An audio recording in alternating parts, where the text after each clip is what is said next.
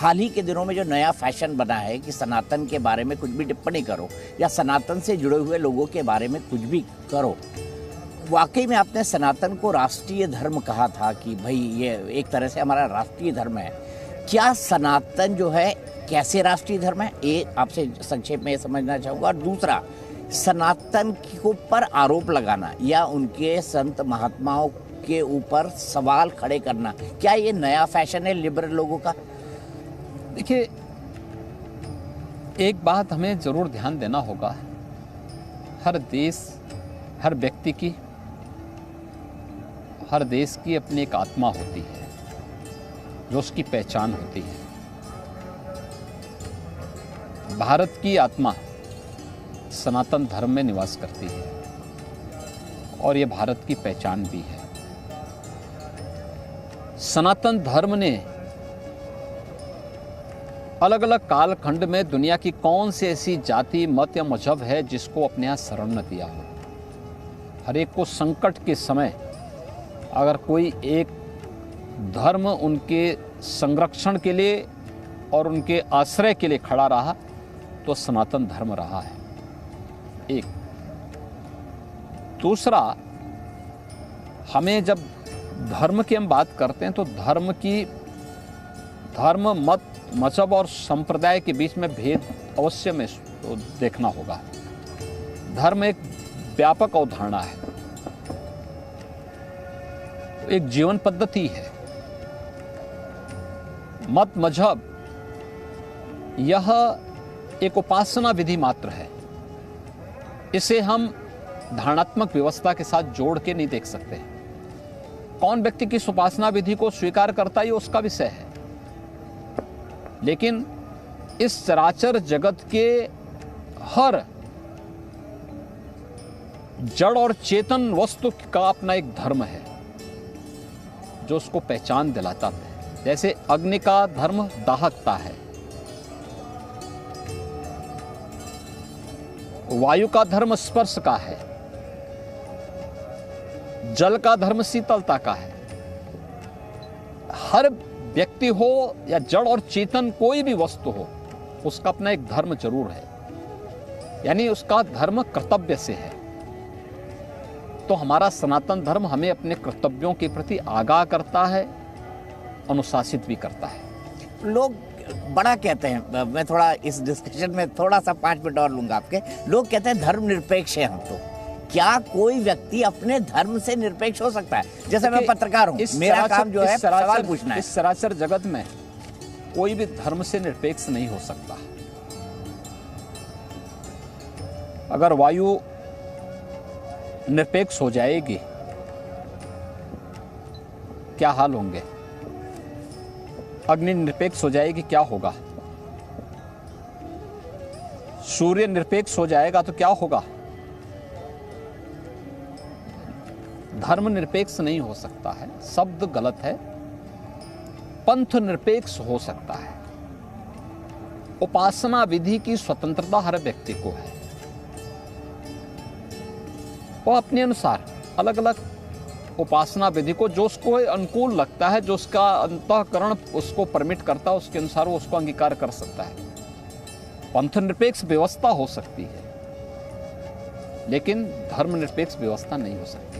मैं एक चीज और पूछना चाहूंगा कि जब सनातन की बात होती है, धर्म की बात होती है, या फिर राजनीति की भी बात होती है, और जब सनातन और राष्ट्रवाद का परचम लहराता है, तो कई लोग कहते हैं ये तो सेक्युलर देश है, आप देश के संविधान के विरुद्ध जा रहे हैं। क्या सेक्युलर धर्मनिरपेक्ष होना है या पंथ निरपेक्ष होना है? देखिए, सेक्युलर पंथ निरपेक्ष होगा। धर्म से निरपेक्ष होने का मतलब अपने कर्तव्यों से निरपेक्ष हो जाना है। धर्म निरपेक्ष होने का मतलब सदाचार से निरपेक्ष हो जाना है। धर्म निरपेक्ष होने का मतलब उन जीवन मूल्यों से निरपेक्ष हो जाना है जिस पर व्यक्ति और समाज का जीवन टिका हुआ है। सेकुलरिज्म की बात वे लोग हमें न समझाएं।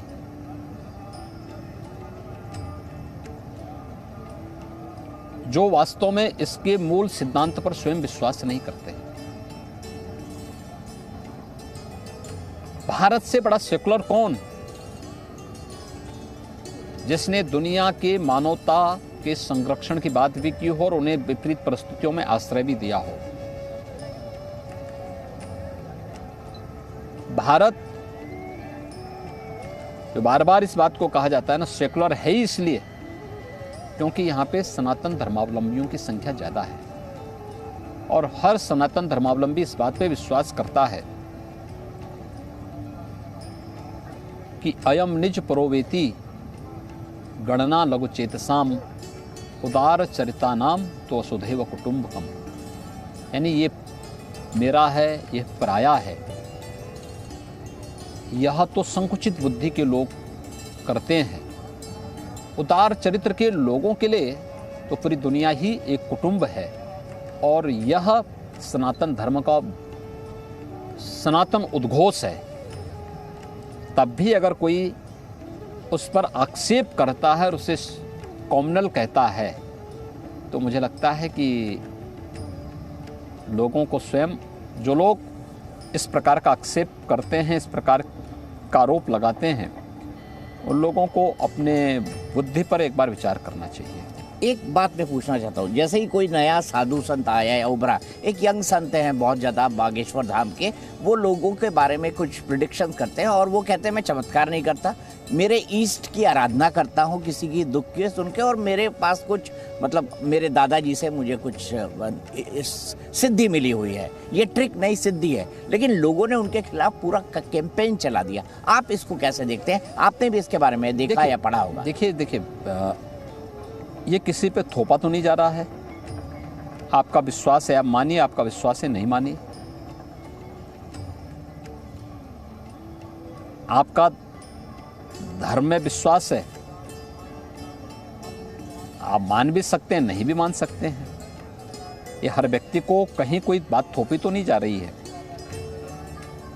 अब जिसको विश्वास है वह करता है, किसी एक स्थान पे करता है, जाता है, उसकी अपनी आस्था, उसकी आत्मा संतुष्ट होती है, तो आप उसके मार्ग में क्यों बाधा बन रहे हैं?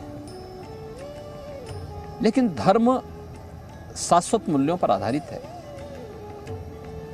मुझे लगता है कि उसकी सात्विकता और उनके शाश्वत मूल्यों को हमें हर हाल में बनाए रखना होगा। किसी भी प्रकार के उस प्रकार के बातों को उसमें डालने से हमें परहेज करना होगा जहाँ पे आडंबर दिखता हो, जहाँ पर किसी भी प्रकार का कोई बनावटीपन दिखता हो। जो वास्तविकता है उसको भी पूरी शालीनता के साथ देश और दुनिया के सामने अगर हम रखें तो उसके परिणाम और बेहतर आ सकते हैं। एक बात मैं आपसे जानना चाहूँगा यहाँ पे, क्या आपको लगता है कि सनातनी कुछ ज़रूरत से ज़्यादा सहिष्णु है, इसीलिए हम पर हमले होते रहे इतने बड़े इतिहास के बाद, इसीलिए बार बार लोग आक्रमण करके किसी तरह से ये सच्चाई हो भी सकती है, लेकिन हम सनातन हैं इसीलिए क्योंकि हम सत्य के पक्षधर हैं। हम इसीलिए शाश्वत हैं भी, बड़ी से बड़ी चुनौती का सामना भी कर सकते हैं और उससे मुक्त होकर के फिर एक नई जीवन यात्रा में आगे बढ़ भी सकते हैं। जब भी आप ये सब बातें करते हैं, और आप चूंकि खुद एक महंत हैं, खुद योगी हैं, और आप इतनी बड़ी पीठ को रिप्रेजेंट करते हैं, लोग ये कहने लगते हैं योगी जी तो पोलराइजेशन कर रहे हैं, ध्रुवीकरण कर रहे हैं। देखिए, पोलराइजेशन नहीं है, यह वह सत्य है जो विश्व मानवता जिसके पीछे आज आ रही है। आखिर योग के पीछे विश्व मानवता भाग रही है ना। आज आयुर्वेद की पद्धति को कोरोना कालखंड में दुनिया ने स्वीकार किया ना, तो यही सनातन है।